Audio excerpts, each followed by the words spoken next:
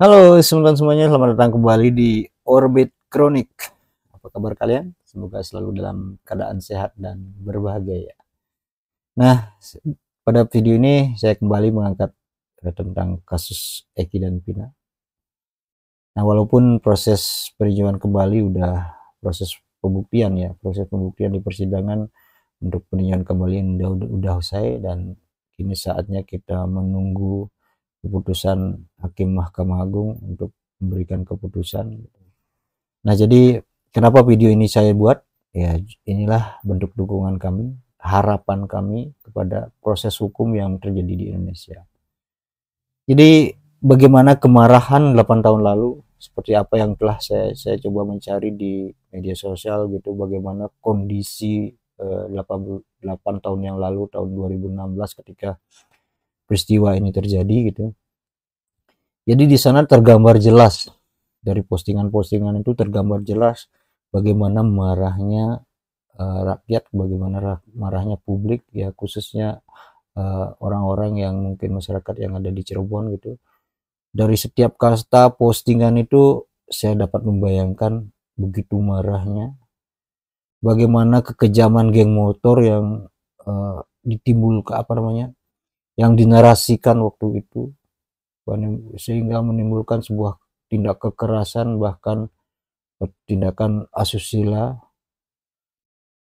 Nah, sekarang setelah beberapa bulan ini para para pengacara dari pihak 8 tersangka ini menghadirkan saksi, menghadirkan bukti di persidangan, karena kebetulan proses PK ini kan terbuka untuk umum, kita bisa mengaksesnya dari channel YouTube ataupun live gitu ya.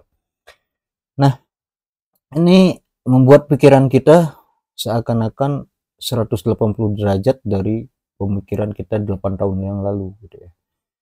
Jadi orang-orang yang kita anggap paling bersalah 8 tahun lalu, orang-orang yang kita anggap paling bertanggung jawab 8 tahun lalu, kini menjadi orang-orang yang paling menderita, orang-orang yang gimana ya, orang-orang yang mendapat perlakuan yang sangat luar biasa gitu ya menurut saya. Dari ini kan kita lihat dari fakta-fakta persidangan, kemudian dari podcast seperti podcastnya Bang Didi gitu kan.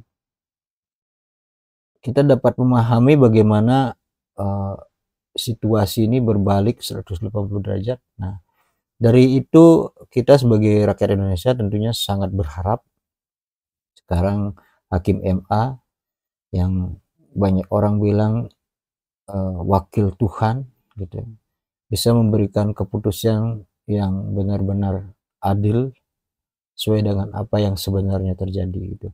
Bisa melihat semua dari proses PK ini, bisa melihat apa yang menjadi opini publik gitu. Walaupun kita tidak bisa memberikan keputusan, minimal saya adalah mungkin bagian dari rakyat Indonesia yang berharap hukum Indonesia ini benar-benar ditegakkan.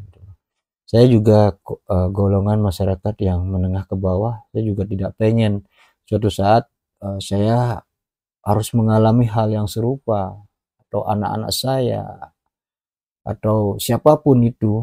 Saya tidak pengen ini terjadi lagi gitu. Jadi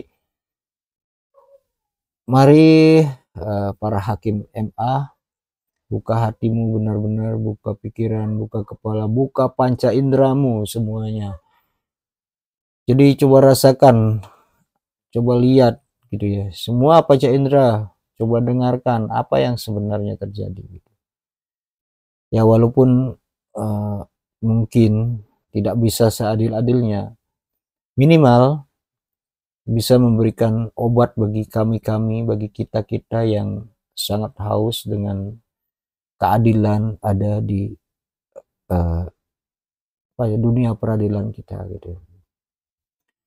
Nah, di sini saya mempunyai videonya Sudirman ketika dia diperiksa waktu PK terakhir. Dia kan PK-nya terakhir ya yang diajukan. Jadi dia memaparkan bagaimana kondisi dia 8 tahun lalu. Ya sungguh miris sih. Mari kita dengarkan coba bersama-sama. Persidangan PK ini beberapa hal terhadap Saudara Sudirman, ya. Yang pertama, Saudara Sudirman masih ingat tanggal 31 Agustus 2016. Masih ingat ya? Masih. Peristiwanya apa yang terjadi, masih ingat ya? Masih. Oke, Saudara bisa ceritakan khususnya dari 31 Agustus 2016 yang lalu dari pukul 15 ke atas ya, dari jam 3 sore ke atas, bisa diceritakan, masih ingat? Masih ingat. Ya, coba diceritakan. Sebelum ditangkap, saya habis main ke rumah kakak saya. Nah, setelah itu adik saya SMS suruh jemput sekolah, pulang saya baru mau jemput. Nah, si Jaya itu manggil saya minjem motor. Pas minjem motor saya nyamperin, mau ngapain, kata saya mau ngambil gitar. Ya udah, baru saya pinjemin. Berapa menit polisi datang. Pas datang langsung nendangin motor, sama rombongan saya tendangin. Nah, pas itu Jaya juga langsung ditangkap. Pas itu baru dibawa ke mobil semua menuju ke Polresta. Nah, pas itu saya disetrum, dimasukin colokan, ditembakkan karet ininya, baru ditendangin, suruh ngakuin. Nah, pas itu saya udah nggak ngakuin, bilangnya udah ngakuin aja, teman kamu udah ngakuin, bilangnya gitu. Saya tetap nggak ngakuin. Nah, pas itu masih mukulin polisinya. Pas itu baru saya ngakuin. Nah, pas itu udah catat nama teman-teman kamu. Nah, kan saya yang kenal kan 8 orang. Udah 8 orang catat, kata polisinya udah 3 orang lagi. Yang namanya Dani, Peggy sama Andi, bilangnya gitu.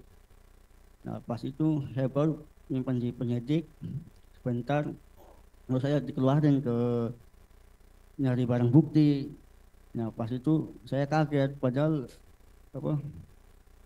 pas di tempat barang bukti itu bukan dari arahan saya, dari polisi sendiri. Nah, pas itu udah kamu tunjukin tuh batu itu yang gede, saya tuh nggak mau. Nah, pas itu dipaksa suruh nunjukin. Nah, tunjukin, habis ngambil batu simpan ke mobil, baru menuju ke flyover, di mana tempat orang yang meninggal, di korbannya gitu. Kata sayanya nggak tahu pak, sayanya. Nah, pas itu baru saya simpan di Polsek Talun. Terus balik lagi ke Polresta.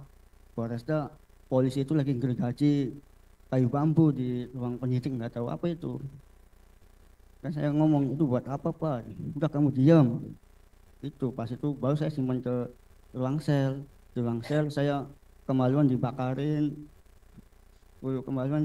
juga, suruh buat jam 100 kali, kalau nggak kuat dipukulin.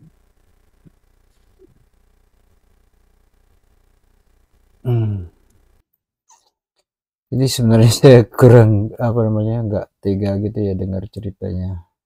Jadi sungguh miris ya.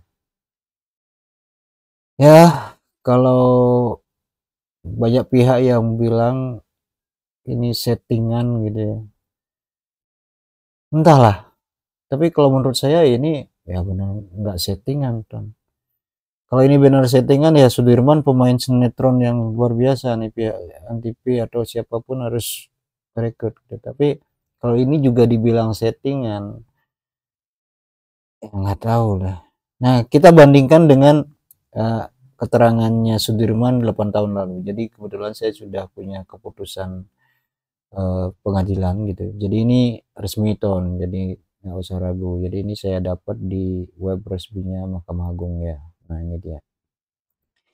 Jadi ini dia putusan nomor 3 PIDB 2017 PN Cirebon demi keadilan berdasarkan ketuhanan yang empat. Nah, walaupun di sini terdakwanya sebenarnya kan dua ini terdakwa, tapi di Sudirman ini bersaksi, ada dia ikut bersaksi. Jadi saya cari dulu halaman 81.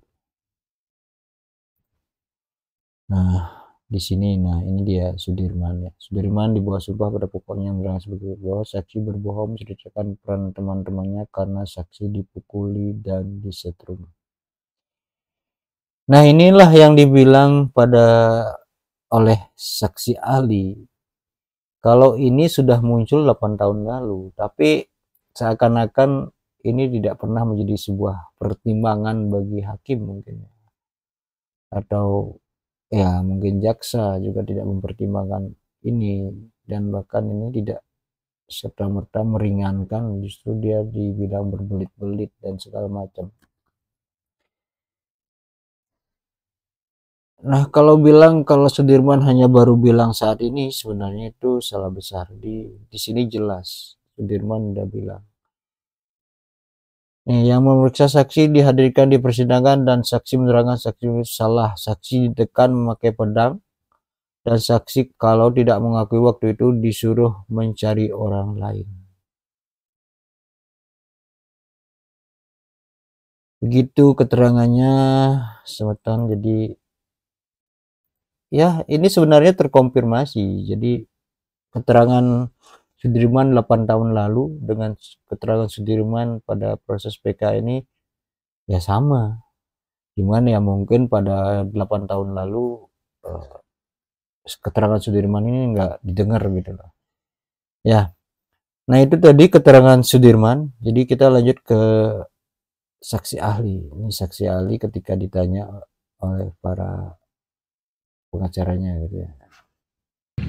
Ketidaksahan dari awal kasus yang tadi saya umpamakan tadi, mulai dari proses penangkapan tidak adanya prosedur yang dilalui ya, dari penyelidikan sampai penyidikan, maka itu harus dianggap tidak sah, menyalahi hukum acara pidana. Kemudian yang kedua, yang tidak sah peristiwa yang saya umpamakan tadi menurut ahli secara hukum adalah karena keterangan yang didapatkan adalah hasil dari suatu tindakan kekerasan. Hasil yang ketiga yang ahli sampaikan bahwa harusnya prosedur itu dianggap tidak sah oleh karena para tersangka saat itu tidak didampingi oleh PH, kuasa hukum.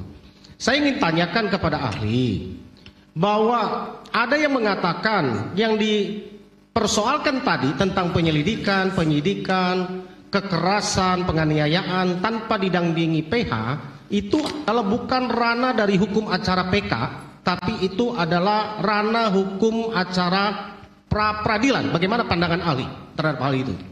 Mohon izin yang mulia, saya akan membatasi namanya pra pasti sebelum. Tapi PK itu adalah upaya hukum luar biasa. Namanya juga luar biasa. Kalau kita bicara luar biasa, dalam PK saya mengilustrasikan itu adalah satu produk putusan yang udah seperti gedungnya ada berdiri di situ. Sudah ada bangunan. Masuklah permohonan PK, itu sama dengan mencoba meruntuhkan dari bawah konstruksinya, dicari. Karena dia adalah upaya hukum yang luar biasa. Kenapa? Karena ada penetapan atau penjatuhan pidana yang sudah diletakkan pada dia. Dan orang itu merasa ada ketidakadilan di situ. Entah itu salah mengadili, salah menghukum dan segala macam. Maka dia akan diurai lah kalau ini adalah permohonan PK. Kalau perpit tentu kita mengacu pada pasal 1, ya kan, angka 10, pasal 77, putusan MK 21 itu udah limitatif tentang penyitaan, penggeledahan, penetapan tersangka, sah tidak sahnya penahanan dan segala macam. Itu dosis di awal. Tapi kalau PK itu adalah dosis yang hanya dipunyai oleh terpidana. Kenapa? Bisa saja aparat penegak hukum keliru, kita salah. Sehingga apa? Negara untuk menyampaikan tanggung jawab negara itu dia bilang, ini saya kasih obat. Ini obat paten kamu jika suatu ketika kami salah. Kalau polisi salah, kalau jaksa salah, hakim salah. Nih sebagai wujud tanggung jawab negara kami lalai. Dikasihlah yang disebut dengan wadah PK. Jadi PK adalah mengkonstruksi kembali atau merekonstruksi. Dia mulai dari bawah pondasi bangunan tadi. Termasuklah ini lagi-lagi pendapat saya. Kita boleh berbeda untuk ini. Itu loh. Oke, nah itu dari keterangan ahli Asmi Syahputra gitu ya. Dia ahli hukum pidana. Jadi dari keterangan Sudirman kemudian dihubungkan dengan apa yang dijelaskan ahli di persidangan ini, tentunya gimana proses ini kan banyak yang didebatkan oleh para ahli hukum gitu ya, dari pengacaranya pihak sebelah, pihak korban itu kan ada yang mengatakan kalau ini proses jaksa pun juga ada yang berpendapat ini kan proses pra peradilan gitu, tapi tadi Asmi sudah membantah sebenarnya itu. Kalau PK itu ya semua proses mulai dari awal, karena ini menggali dari semua proses itu. Nah, itu yang dapat saya komentari dari 2 video yang saya tampilkan. Jadi inti dari video ini adalah bentuk dukungan saya sebagai rakyat Indonesia untuk ke pengadilan, untuk hukum Indonesia agar benar-benar ditegakkan. Jadi kami sangat berharap MA bisa benar-benar memberikan keputusan yang memberikan keadilan bagi 8 terpidana ini. Karena menurut kami apa yang mereka sajikan, apa yang mereka paparkan di muka persidangan, di muka hakim, saya tidak menemukan itu suatu kejanggalan atau itu sebuah keterangan palsu. Yang justru dapat saya lihat adalah keterangan palsu Pak Rudiana justru. Itu saya temukan di putusan sebenarnya di sini juga ada di keterangan ahli ini juga menunjukkan kalau apa yang disampaikan Pak Rudiana itu palsu gitu. Ini saya akan tunjukkan videonya. Ada apa yang sudah yang menyajikan membuktikan atau mencoba memberikan bukti, ada scientific evidence. Kenapa kami lakukan? Karena yaitu itu adalah salah satu alat bukti. Alat bukti kami yang lain tentu saksi ke saksi. Nah, untuk memenuhi ini kemudian kami menemukan scientific evidence, yaitu percakapan antara Widi dan Vina. Widi dan Vina sebelum meninggal pada tanggal 27. Nah, ini kan keterangan kalau waktu terkait dengan ada bukti HP Agustus itu ya. 2016. Di percakapan itu memang sudah diekstraksi oleh penyidik, terbukti dengan adanya di berkas. Tetapi sayangnya oleh penyidik tidak dijadikan bukti, hanya terlampir saja di berkas itu. Nah, kami mencoba menggali itu, sehingga ini bisa apakah ini bisa disebut sebagai scientific evidence. Nah, kami kemudian mendapati satu bukti HP dari saudara Widi, saksi kami, ya, dan kemudian atas persetujuan majelis yang mulia diperkenankan untuk diekstrak. Hasilnya match. Hasilnya hampir sama. Apa yang ada dalam berkas perkara itu, ya kan? Waktu-waktunya sama, hanya dalam dalam kalimat-kalimatnya ada yang berbeda sedikit-sedikit. Ada penambahan kalau di handphonenya Widi. Bagaimana pandangan ahli terhadap bukti tersebut? Apakah itu termasuk scientific evidence atau apa gitu? Yang mulia, tentu hasil sekarang yang terdapat dari dokumen elektronik, informasi elektronik adalah perluasan daripada apa yang dimaksud dengan surat. Itu sudah diputuskan dan menjadi pengetahuan kita bersama karena memang urgensi kita dan kebutuhan kita saat ini harus sudah masuk kepada dokumen elektronik. Sepanjang itu memang didapat secara sah, sepanjang memang tidak ada yang dikurangi dan tidak ada yang membantah, maka tentu itu dapat menjadikan scientific evidence. Namun scientific evidence itu kan secara keilmuan terukur, kira-kira kan ada ukurannya, maka dibedakan antara pengetahuan dengan ilmu.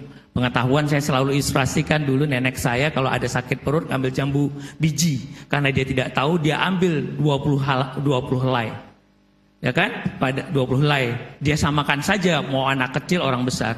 Tapi ada ilmuwan yang menyatakan untuk anak kecil 7 lembar, untuk orang dewasa 12 lembar. Terjadilah ada ilmu, ada ukuran di situ.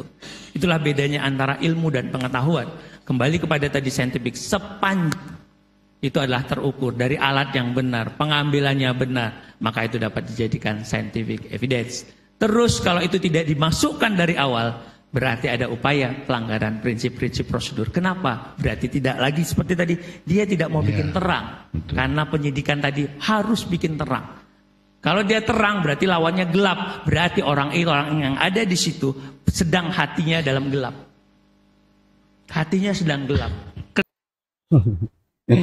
Jadi orang-orang yang ada di situ gitu, jadi hatinya sedang gelap gitu, kata Pak Asmi. Oke, sampai di situ aja dulu.